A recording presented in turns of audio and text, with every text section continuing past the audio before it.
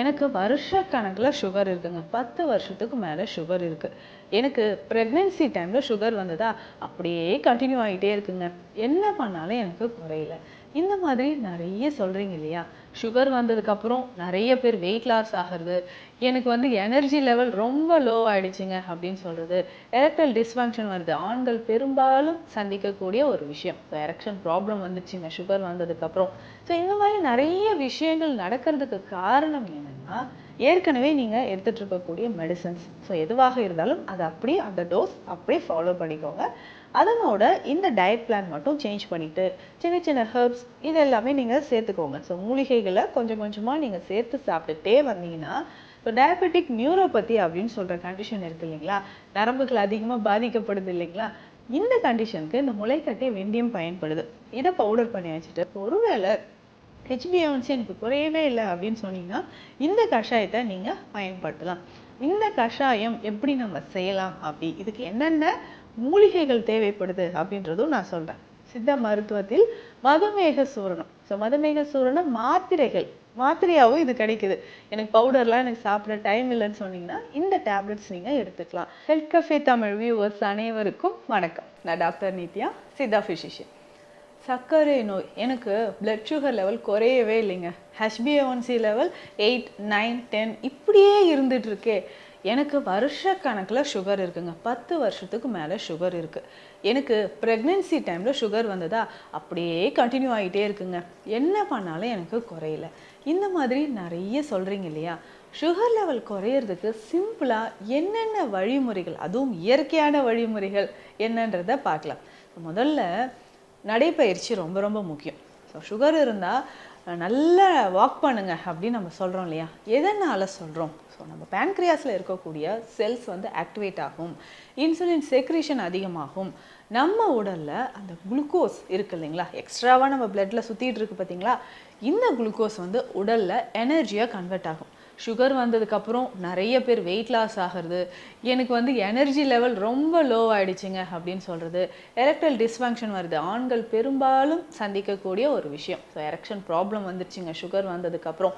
So இந்த மாதிரி நிறைய விஷயங்கள் நடக்கிறதுக்கு காரணம் என்னென்னா, நம்ம பாடியில் குளுக்கோஸ்லாம் தேவையான அளவுக்கு இருக்கும், அது எனர்ஜியாக கன்வெர்ட் ஆகிறது கிடையாது.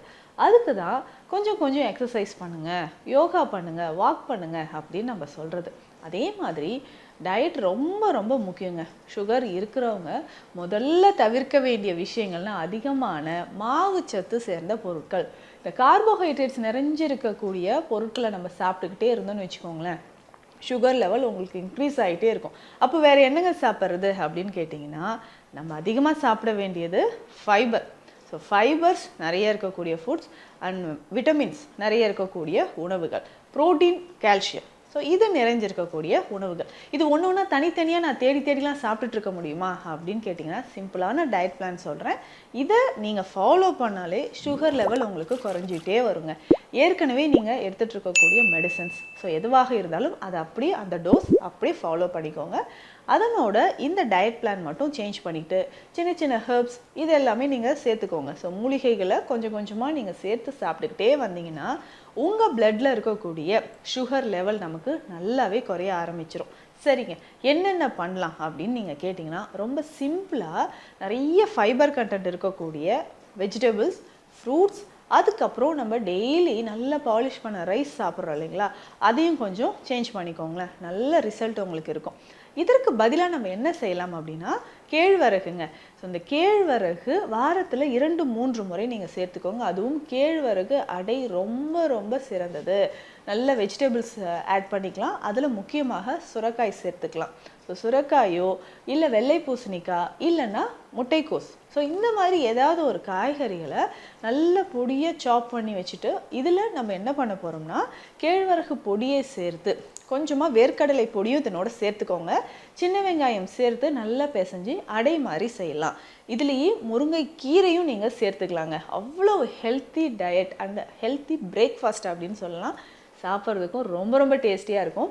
ஸோ குழந்தைகள்லேருந்து பெரியவர்கள் வரைக்கும் எல்லாருமே சாப்பிடலாம். ஸோ கால்சியம் டிஃபிஷியன்சி இருக்குது, ஆஸ்டியோ ஆர்த்ரைட்டிஸ் இருக்குது, சுகர் லெவல் எனக்கு குறையவே இல்லை, இந்த மாதிரியெல்லாம் விஷயங்கள் நீங்கள் சொன்னீங்கன்னா இவர்களுக்கு நம்ம என்ன பண்ணலாம்னா இந்த கேழ்வரகு அடைய வெஜிடபிள்ஸோடு சேர்த்து நீங்கள் சாப்பிட்டுக்கிட்டே வரும்பொழுது நல்லாவே உங்களுக்கு சுகர் லெவல் குறைய ஆரம்பிக்கும்.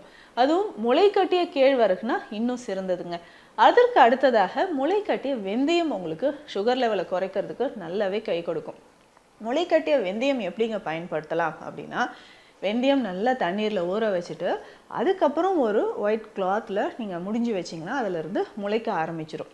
ஸோ இந்த முளைக்கட்டிய வெந்தயம் நம்ம பயன்படுத்தும்பொழுது உடலில் இருக்கக்கூடிய சர்க்கரை அளவு நமக்கு குறைய ஆரம்பிக்கும். ஸோ டயபெட்டிக் நியூரோபதி அப்படின்னு சொல்கிற கண்டிஷன் இருக்குது இல்லைங்களா, நரம்புகள் அதிகமாக பாதிக்கப்படுது இல்லைங்களா, இந்த கண்டிஷனுக்கு இந்த முளைக்கட்டிய வெந்தயம் பயன்படுது. இதை பவுடர் பண்ணி வச்சுட்டு நீங்கள் உணவோடு சேர்த்துக்கலாம், இல்லை வெந்நீரில் கலந்து குடிக்கலாம். டீ மாதிரி நல்லா பாயில் பண்ணி ஃபில்டர் பண்ணிவிட்டு குடிச்சிட்டே வரலாம். ஸோ இந்த மாதிரியெல்லாம் குடிக்கும்போதும் கண்டிப்பாக உங்களுக்கு சுகர் லெவல் குறையும். எந்த வகையிலும் இனிப்பு நீங்கள் சாப்பிடவே கூடாது. இல்லைங்க நான் கருப்பட்டி சேர்த்துக்கிறேன், நாட்டு சர்க்கரை சேர்த்துக்கிறேன் அப்படின்னு சொன்னீங்கனாலும் அதுவும் இனிப்பு தானே. ஸோ சுகர் ஓரளவுக்கு உங்களுக்கு பிலோ 200 இருந்ததுன்னா எப்போவாவது இந்த இனிப்பு வகைகளை சேர்த்துக்கலாமே தவிர, மற்றபடி நீங்கள் இனிப்பை கண்டிப்பாக அவாய்ட் பண்ணிட்டீங்கன்னா நமக்கு நல்லாவே சுகர் லெவல் குறைய ஆரம்பிக்கும். ஒருவேளை HbA1c எனக்கு குறையவே இல்லை அப்படின்னு சொன்னீங்கன்னா இந்த கஷாயத்தை நீங்கள் பயன்படுத்தலாம். இந்த கஷாயம் எப்படி நம்ம செய்யலாம், அப்படி இதுக்கு என்னென்ன மூலிகைகள் தேவைப்படுது அப்படின்றதும் நான் சொல்கிறேன். ஃபஸ்ட்டு சிறுகுறிஞ்சான். சிறுகுறிஞ்சான் ரொம்ப கசப்பான மூலிகை தான், இது நமக்கு தேவைப்படுது. சுகர் லெவலை நல்லாவே நமக்கு குறைக்கும். ஸோ சிறுகுறிஞ்சான் பொடி 100 கிராம் எடுத்துக்கோங்க. நாவல் கொட்டை பொடி இருக்குது பார்த்தீங்களா, நிறைய பேர் நீங்கள் நாவல் கொட்டை பயன்படுத்துகிறீங்க. ஸோ நாவல் கொட்டையை இந்த மாதிரி கஷாயம் மாதிரி நீங்கள் பயன்படுத்திட்டு வாங்களேன், சுகர் லெவல் உங்களுக்கு நல்லாவே குறைய ஆரம்பிக்கும். ஸோ நாவல் கொட்டை பொடி 100 கிராம் அளவுக்கு எடுத்துக்கணும். தனியா விதைகள் இருக்கு இல்லைங்களா, கொத்தமல்லி விதைகள், இது ஒரு 100 கிராம். சீரகம் 50 கிராம், சோம்பு 50 கிராம். சீரகம் சோம்பு ரெண்டுமே அதிகமான நார்ச்சத்து இருக்கக்கூடியது, சுகர் லெவலை உங்களுக்கு நல்லாவே குறைக்கும். 50 கிராம் எடுத்துக்கோங்க. மிளகு 20 கிராம் எடுத்துக்கணும். ஸோ இந்த மூலிகைகள் எல்லாமே ஒன்றாக சேர்த்து டெய்லி காலையில் கஷாயமாக குடிச்சிட்டு வர போகிறோம். இந்த டேஸ்ட் எப்படி இருக்குன்னா நல்லா கசப்பாகவும் கொஞ்சம் காரமாகவும் இருக்கும்னு சொல்லலாம். ஸோ டெய்லி காலையில் இந்த கஷாயத்தை குடிக்கணும். ஸோ காலையில் நீங்கள் பிரேக்ஃபாஸ்ட் எடுக்கிறதுக்கு ஒரு 15-20 நிமிடங்கள் முன்னாடி இந்த கஷாயத்தை குடிக்கலாம். ஒரு ஸ்பூன் எடுத்து 3 கிளாஸ் தண்ணீரில் போட்டு நல்லா பாயில் பண்ணி ஃபில்டர் பண்ணி குடிச்சிருங்க. இதுக்கப்புறம் ஒரு 20 நிமிடங்களோ இல்லை அரை மணி நேரம் கழித்தோ நம்ம காலை உணவு எடுத்துக்கலாம். ஒருவேளை எனக்கு அசிடிட்டி இருக்குது, இதை குடித்தா எனக்கு நெஞ்செரிச்சலாக இருக்குது அப்படின்னு சொன்னீங்கன்னா காலை உணவு எடுத்து 1 மணி நேரம் கழித்து இந்த கஷாயத்தை குடிச்சிட்டு வாங்க, உங்களுக்கு நல்லாவே ரிசல்ட் இருக்குங்க. அடுத்து முக்கியமான ஒரு விஷயம் என்னென்னா நல்லெண்ணெய். நல்லெண்ணெய் உணவில் அடிக்கடி சேர்த்துக்கோங்க. கருப்பு எள்ளு, வேர்க்கடலை, இது எல்லாமே ரொம்ப முக்கியம். ஸோ ப்ரோட்டீன் டயட் நிறைய சாப்பிடணும்னு சொன்னோம் இல்லைங்களா, அதுக்கு தான் ரொம்ப சிம்பிளாக நம்ம கருப்பு எள்ளு உணவில் நிறைய சேர்த்துக்கலாம். பொடி மாதிரி செய்து சாப்பிடலாம். அடுத்ததாக துவையலாக செய்து சாப்பிடலாம், உடலுக்கு அவ்வளவு நல்லதுங்க. அடுத்ததாக கொள்ளுங்க, கொள்ளு துவையல் இல்லைன்னா கொள்ளு பொடி இதனோட சேர்த்து நம்ம சாப்பிட்டுக்கலாம். ஸோ இது எல்லாமே சாப்பிடும்பொழுது உங்களுக்கு புரோட்டீன் சத்துக்களும் உடலில் சேர ஆரம்பிக்கும். ஸோ அதுக்கு அடுத்ததாக வேறு என்னென்ன சாப்பிடலாம் அப்படின்னு கேட்டிங்கன்னா, கீரை வகைகள் ரொம்ப ரொம்ப சிறந்தது. சர்க்கரை நோயை கட்டுப்படுத்துவதற்கு கீரை வகைகள் ரொம்ப முக்கியம். ஸோ நிறைய பேருக்கு டயபெட்டிக் நியூரோபதி இருக்குது இல்லைங்களா, நரம்பு சம்மந்தப்பட்ட பிரச்சனை, கால் பாதங்களில் எரிச்சல் இருக்குது, ஒரு மதப்பு இருக்குது, நம்னஸ் இருக்குது. இது எல்லாமே சரியாகணும்னா நம்ம என்ன பண்ணலாம் அப்படின்னு கேட்டிங்கன்னா, கீரை வகைகள், அரைக்கீரை ரொம்ப ரொம்ப முக்கியம். முடக்கருத்தான் கீரை, வல்லாரை, தூதுவளை, இது எல்லாமே ரொம்ப முக்கியமானதுங்க. ஸோ இதை வாரத்துக்கு 2-3 நாட்களாவது இந்த கீரைகளை சாப்பிட்டுட்டு வரும்போது சுகர் லெவல் நமக்கு குறைய ஆரம்பிக்கும். சித்த மருத்துவத்தில் மதுமேக சூரணம், ஸோ மதுமேக சூரணம் மாத்திரையாகவும் இது கிடைக்குது. எனக்கு பவுடர்லாம் எனக்கு சாப்பிட டைம் இல்லைன்னு சொன்னீங்கன்னா இந்த டேப்லெட்ஸ் நீங்கள் எடுத்துக்கலாம். ஸோ மதுமேக சூரண மாத்திரை காலையில் 2, நைட் 2 உணவு எடுக்கிறதுக்கு முன்னாடி. ஸோ இது பிஃபோர் ஃபுட் எடுத்தால் ரொம்ப ஈஸியாக உங்களுக்கு சுகர் லெவல் நல்லாவே கண்ட்ரோல் ஆகுங்க. ஸோ இதனால உங்களுக்கு எனக்கு வயிறு எரிச்சல் வருமா அப்படின்லாம் நீங்கள் பயப்பட வேண்டாம். ஸோ டேப்லெட்டாக நீங்கள் எடுக்கிறதுனால உங்களுக்கு வயிறு எரிச்சல்லாம் வராது. ஸோ காலையில் உணவு எடுப்பதற்கு முன்னாடி இந்த மதுமேக சூரண மாத்திரைகள் ஒரு 2, அதே மாதிரி இரவும் வந்து ஒரு 2 மாத்திரைகள் நீங்கள் எடுத்துக்கிட்டே வரலாம். இதை தாண்டி ஒரு சிலர் உடல் பருமன் அதிகமாக இருப்பீங்க இல்லையா, எனக்கு வந்து ரொம்ப நான் வெயிட் கெயினாக இருக்கேன், ஒபிஸாக இருக்கேன் அப்படின்னு சொன்னீங்கன்னா கண்டிப்பாக வேறு ஆப்ஷனே இல்லை, உடற்பயிற்சி தாங்க உங்களுக்கு கை கொடுக்கும். ஸோ சுகர் இருக்கிறவங்க, ஒபிசிட்டி இருக்குது, கொலஸ்ட்ரால் இருக்குது அப்படின்னு நீங்கள் சொன்னீங்கன்னா கொஞ்சம் உடற்பயிற்சி செஞ்சுக்கோங்க. இந்த கஷாயம் நீங்கள் ரெகுலராக குடிச்சிட்டு வரும்போது பிபி நமக்கு கண்ட்ரோல் ஆகுது, கொலஸ்ட்ரால் கண்ட்ரோல் ஆகும், அதிகமான உடல் எடை இருந்ததுன்னா அதுவும் நமக்கு கண்ட்ரோல் ஆக ஆரம்பிக்கும்.